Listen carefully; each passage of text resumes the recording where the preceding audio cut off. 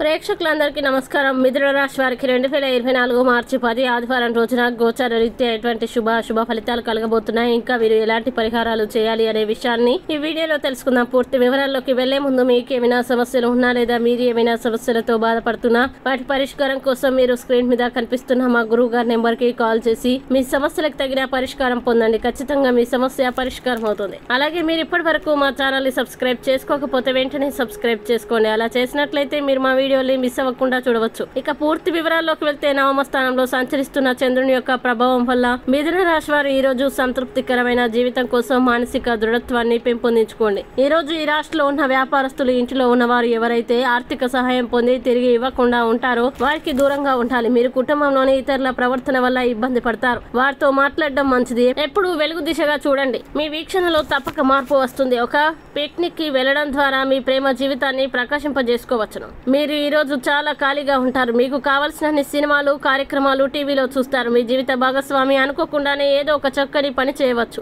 అది నిజంగా మీకు మరపురాందిగా మిగిలిపోవచ్చు. ఈ రోజు మీకు బాగా కావలసిన వారు మిమ్మల్ని ఆశ్చర్యపరచడానికి వంట చేస్తారు. దీనివల్ల మీకున్న అన్ని అలసట, ఆయాసం అన్ని తొలగిపోతాయి. ఇక మిథున రాశి వారు ఈ రోజు వచ్చేటువంటి ఇబ్బందుల్ని అధిగమించడానికి, అనుకూల పరిస్థితులు ఏర్పడడానికి శ్రీరామ ద్వాదశ నామ స్తోత్రాన్ని పారాయణం చేయడం, అలాగే శ్రీరామచంద్రమూర్తికి మారేడు దళాలు, తులసి దళాలు, అలాగే పారిజాత పుష్పాలతోటి స్వామివారికి అష్టోత్తర శతనామార్చన చేయించడం వల్ల విశేషమైన శుభ ఫలితాలని పొందుతారు. ఈ వీడియో మీకు నచ్చినట్లయితే లైక్ చేయండి మరియు ఈ వీడియోని మీ సోషల్ మీడియా అకౌంట్ల ద్వారా అందరికీ షేర్ చేయండి.